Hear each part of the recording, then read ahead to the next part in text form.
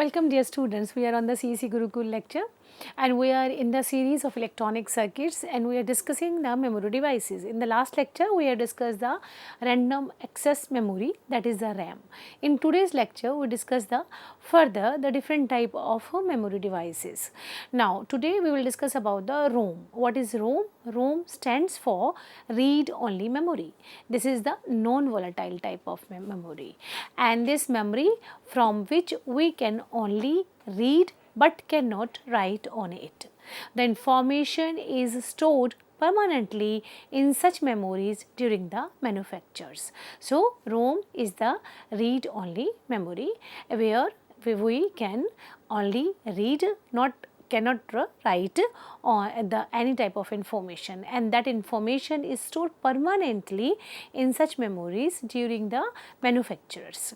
A ROM stores such instructions as are required to start the computer when we turn on the computer set through the electricity, and this operation is refers to as the bootstrap. Where generally we say that we are booting up the computer setup. So this type of memory used during the startup of the computer. Now ROM chip are not only used in the computer but also in the other electronic items like washing machines, microwaves, ovens and other electronic devices which contains the ROM, where we permanently store the instructions information in the device, that is the ROM. How many types of ROM? We define the some important type of the read only memory, that is a MROM, that is a PROM and EPR ROM, and another is double EPR PROM. So these are the different type of the ROM. Now let us discuss these different type of ROMs in detail along with their important characteristics. First we discuss the MROM. What is meaning of MROM? Where we have the masked read only memory devices, and this very first ROM were hardwired device that contained a pre-programmed set of the data or instructions, and these kind of ROMs are known as the masked ROMs, and it is inexpensive ROM. Since it is a type of ROM, thus it is also a non-volatile memory. The MROMs are programmed at the time of manufacturing and its data cannot be modified or changed at a later point of time. Now, what are the characteristics of the MROM? MROM is a non-volatile memory and hence it can retain its data even when the power supply is turned off or removed. Means no data will be lost in this MROM after the switch off the light. MROM is mainly used for storing the permanent software and instructions like firmware, like bootloader code and other system data essential for the system operation. So if we download any software, then we will download through this MROM. In MROM, data and program are written during the manufacturing process. Once it is programmed, the stored data cannot be modified or changed. It will remain intact in the device, and it is a one-time programmable memory. So one time we program the memory device, after that we use it in many times. Another important characteristics of MROM, it is a read-only memory, thus it supports read-only operations. MROM is an inexpensive type of read-only memory. Major disadvantages of MROM is its limited flexibility. That means once it is programmed, the stored data cannot be changed or deleted. So this is about the MROM. Another type of ROM is the PROM. PROM is the read-only memory. That can P means programmable read-only memory. So programmable read-only memory is a read-only memory that can be modified only once by a user, and the user buys a blank PROM and enters the desired contents using a PROM programmer. So it is one time changeable or modified devices. One time a user can put his data in it. After that it is not possible to change the data. Inside the PROM chip there are the small fuses, as you see on the screen. They are the small fuses which are burnt open during the programming, and it can be programmed only once and it is not erasable. So what are the characteristics of the PROM? Again, it is it retains a data stored in it when the power supply is turned off. So it cannot lose the data if the power supply is not switched on. And PROM is a programmable memory, but it can be programmed by the user only the once. Then it is stored data cannot be changed, deleted or rewritten. So in PROM, the memory cells are made by using either fuse based technology, in which the storing the data involves the blowing of the tiny fuses. Means data is stored in a different type of fuses in this type of devices. Now PROM is also a read-only memory. This supports the read operations only because it is the type of the ROM. So this PROM is stored as a read-only memory. Like MROM, PROM are also offer limited flexibility to change the data. So data cannot be changed or erased or once it is programmed by the user. EPROM means erasable and programmable read-only memory. Now as the name suggests, we can erase or we can program the read-only memory. So EPROM can be erased by exposing it to the ultraviolet light for a duration up to the 40 minutes. Usually EPROM eraser achieves this function. During the programming, an electrical charge is trapped in an insulated gate region, and the charge is retained for more than 10 years because of the charge has no leakage path. So on the screen you are seeing that this is one type of EPROM, and for erasing this charge, ultraviolet light is passed through a quartz crystal window, that is called the lid. The exposure of the ultraviolet light dissipates the charge. During the normal use, the quartz lid is sealed with a sticker. You see on the screen that it is a different type of EPROM are connected.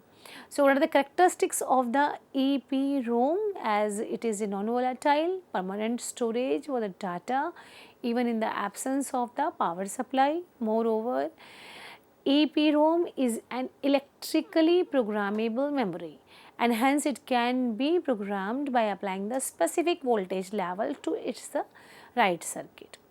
Moreover, EPROM can be erased multiple times by exposing to the UV rays around 20 to 30 minutes, and then we can reprogram it again. So we can erase the data through this EPROM and we can again reprogram this type of devices. Now EPROM chips have a quartz window on its top, and this provides a penetrate and it is provided to penetrate the UV rays to erase the stored data. Through this quartz window, we are able to erase the data by sending the UV rays. Moreover, it provides the high storage density. Hence, it can hold the large amount of the data in the relatively small physical space. EPROM is slower to write, that can affect overall performance of the system. Sometimes when we rewrite it, sometimes the data may be lost. So there are the disadvantages of EPROM. Another type of ROM devices is EEPROM. What is meaning of this EE is a electrically erasable and programmable read-only memory. In the last EEPROM, we are using the UV light just to erase the data, but here we are using the electric signal just to erase the data. So, EEPROM is programmable and erased electrically, and it can be erased and reprogrammed about the 10,000 times. Both erasing and programming takes about the 4 to 10 millisecond. So, in this small span of time, we can erase the data and we can read the data, we can write the data in this type of memory devices. Moreover, any location can be selected to erase or to program the data in the device. EEPROM can be erased one byte at a time rather than erasing the entire chip. So, one by one we can erase the data. Hence, the process of reprogramming is flexible, but it is a slow process. You see on the screen, this is a one type of EEPROM device where we can erase the data electrically as well as we can write the data in this type of chip. What are the characteristics? Being a ROM, EEPROM stores the data permanently. Moreover, it doesn't require the UV rays to erase the data, but the data erase electrically. A EEPROM can be erased and reprogrammed multiple times. It provides a random data access capabilities. This feature allows for efficient and fast data manipulation and management. So, in this type of devices, data manipulation is easy and efficiently we can retrieve the data. And moreover, it consumes a very less power and better suited to use in the battery powered devices where the energy efficient is the important. So, cost effective and designed to use in the modern digital system. So, it is that type of device where which is the permanently written device. So, if we want to erase by choosing the bit, we can erase it. Next type of device is the flash memory devices. What is this flash? It is also a non-volatile memory and it is used for the storage purposes and transferring information between the devices. It stores the data as well as it transfer the data. So, it is the developed version of the EEPROM memory and where the data can be electronically programmed as well as the erased. In the flash memory, the data is block erasable where in EEPROM the data is byte erasable. But additionally, in practice, flash memories are rewritten constantly whereas EEPROM memories are seldom rewritten. Continuously or constantly we can change the data in the flash memories. Like EEPROM flash memory implements floating gate transistors or the floating gate MOSFET FG MOS in the internal architecture too. Flash memory is similar to the standard MOSFET except that the transistor has two gates, not one. Means flash memory having the two gates in its construction and is reasonably to purchase this conventional EEPROM memories and does not require the batteries for the solid state storage. Moreover, it has a high speed access time and it has excellent resistance to the kinetic shocks. So, these memory stacks are incredibly durable and ability to withstand intense pressure or extreme temperature. So, whenever we use in any defense purposes or in any type of the research purposes, we use this type of the flash memory, and flash memory is often found in the USB drives, iPods, MP3 players and the many more portable electronic devices. So, you see on the screen, this is the flash memory type devices. and this is similarly like a chip. Moreover, how many types of flash memories? Here we define the two type of flash memories. First is the NOR flash memory, second is the NAND flash memory. What is this NOR flash memory? And this is NOR flash connects individual memory cells parallelly, allowing data to be accessed randomly. So, NAND flash instead has a fewer but lines with the FGMOS, stringed together to increase the storage density of the memory cell. Thus, NAND is better suitable for random accessing to the data in the serial fashion. Moreover, this flash memory based on the NOR architecture are good in reading the data quickly but are slower in writing and erasing function when compared with the NAND flash.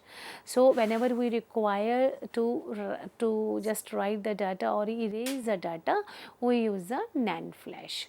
NOR flash memory program data byte by byte. So, whereas the NAND program data is pages where each page might be having a memory of 4 kilobyte. So, node deals with a small amount of memory while the NAND contains a large amount of memory, and NOR consumes more power than the NAND flash memory for writing the data. Sometimes devices such as digital camera incorporated both the NAND and NOR flash memories. NOR deals with the small amount of memory. Moreover, NOR consumes the more power as compared to the NAND flash memory. Another type of memory is the cache memory. Cache memory we have mostly listened in the CPUs. Whenever we are working, then we just say the data is in the cache memory, and we delete there and we increase the processing time of the computer system. And what is this cache memory? So, this cache memory is a very high speed semiconductor memory devices which can speed up the CPU. How it will speed up the CPU? It acts as a buffer between the CPU and the main memory, and it is used to hold those parts of the data and program which are most frequently used by the CPU. So, firstly, whenever we write anything, then it will be go into the cache. So, this cache is the buffer between the CPU and the main memory. So, the part of the data and the programs are transferred from the disk to the cache memory by operating system from where CPU can access them. So, you see what is this cache memory? This is in between the main memory, that is the RAM, and it is in between the microprocessor. So, this is the cache memory between it takes the data from the cache, and the cache data from the microprocessor and pass to the main memory. From the main memory it take the data to the cache, then from the cache it go to the microprocessor. And what is this cache memory? In a digital system like computers, the cache memory is a high speed volatile semiconductor memory and used to store the data and instructions frequently accessed by the central processing unit of the system.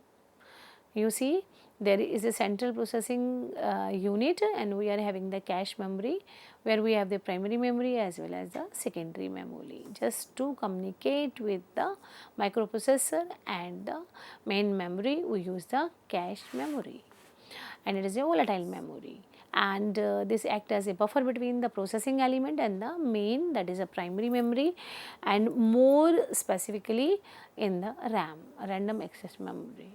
It is a bridge between the random access memory and we are having the processors. So, it is mainly used to provide the faster access to the recent and the most frequently used data and the program. Cache memory is employed for improving the performances and efficiency of the digital system, and it reduces the time required for accessing the data.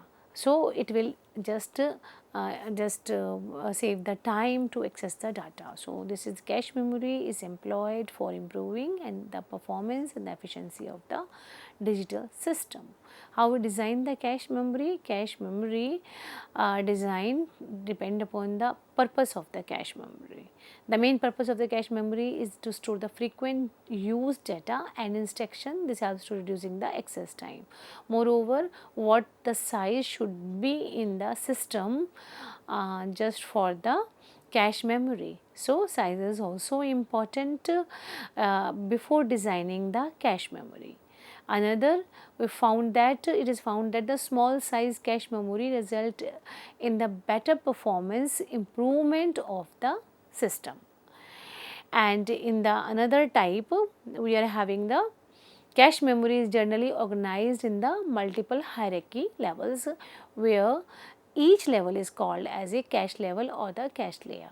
So, computer system typically has the multiple cache levels. Most common of them are the L1, that is the level 1 cache, L2 cache, that is a level 2 cache, L3 level 3 cache. And the cache memory L1 is the smallest, fastest and the closest to the CPU of the system, while the L2 and L3 cache memories are larger and slower than that of the L1 cache. What is the structure of the cache memory? Cache memory is typically divided into the block of the fixed size. We divide the cache memory in the fixed type blocks, and each block has a specific data storage capacity. And the structure of the cache memory is formed by grouping all these blocks together into the cache set. By using these block sets, by using the blocks, just a cache set prepare to store the data. So, the mapping, how we map the cache memory, what are the mapping techniques for the cache memory? The mapping techniques are used to determine the how the memory blocks are mapped to the cache blocks, means how we transfer the data in the cache system. So, the following three types of the cache mapping techniques. Number one is the direct mapping, where the direct mapping is a simple cache mapping technique in which the each memory block is mapped into a certain cache block, although this technique can lead to high rate of the conflict. Another type of mapping is the fully associative mapping, and another is the set associative mapping. In the fully associative mapping, each memory block can be placed in any cache block. Hence, this technique has high flexibility and requires the additional hardware. And the associative mapping, this type of mapping technique is a combination of the direct and fully associative mapping. And in this techniques, the cache memory is divided into cache sets, and each memory block can be placed in any cache block within its corresponding cache set. So, we use this mapping just to store the data in the system. Now, cache replacement algorithm, when a memory block is required to be accessed into a cache block that is already occupied, then a cache replacement algorithm is needed to determine which memory block should be replaced to free up space in the cache memory for the new memory block. So, there are three algorithms which are very commonly used for the cache replacement algorithm. First is the first in first out, that is FIFO algorithm. This algorithm replaces the memory block that exists in the cache memory the longest. The least recently used algorithm is another type of the replacement algorithm, where we replace the memory block that has been fetched least recently. And another type is the random replacement algorithm, and this algorithm replaces any memory block randomly. So, there are the three cache replacement algorithm: first in first out, least recently used, and third is random replacement algorithm. Thank you very much.